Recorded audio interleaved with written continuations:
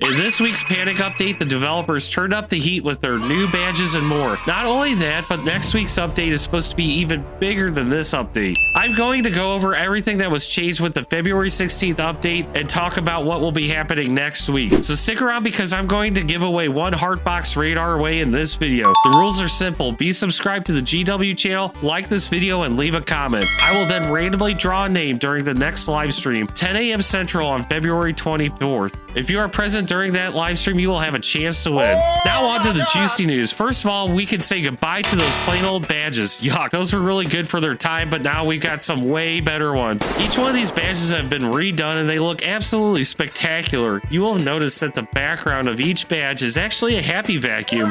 So they got pretty elaborate with making these badges. It's absolutely incredible.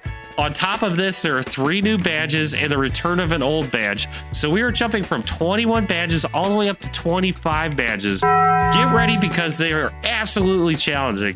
The badge they're bringing back is called Crimes Against AI, and you get it by pushing an NPC to drop their item and then pick up that item. It's pretty simple. Yoink. Now, the other 3 badges are tied to last week's update. If you recall, they added the win streak counter. Now, you will be able to get a badge once you hit a win streak of 5, 25, and 100. Yes, 100 win streak. It is achievable, folks, because I got it this weekend. And here's how you can get it. So simply, all you have to do is complete each match. You don't have to place in first. You just have to be able to complete each round without dying. So if you die, you lose your win streak. Now, not only are these badges better than ever, the 100 win streak is a pure bragging right, because guess what? The next change the devs made with this update is going to make it even more challenging. So with this update, the devs made each round start with 3 events. That's right, I'm talking about events such as roped off aisles, spills on the floor, and blindness. All of these add up to a huge increase in challenges you begin each round. Now, I'm going to give you a little secret that will set you up for success right here. If you are about to die, you can simply cheese by leaving the game. If you leave the game before you die, you do not lose your win streak.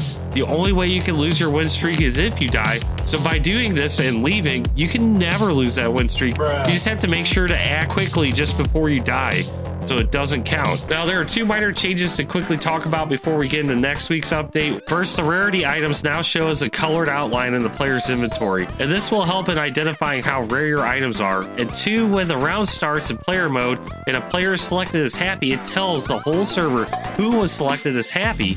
And I think this is great because I often wonder who is that person who is a hardcore tunneler and tunneling me down trying to stomp my win streak. I also like to know whose ankles I'm breaking when I juke them around the aisle, dude.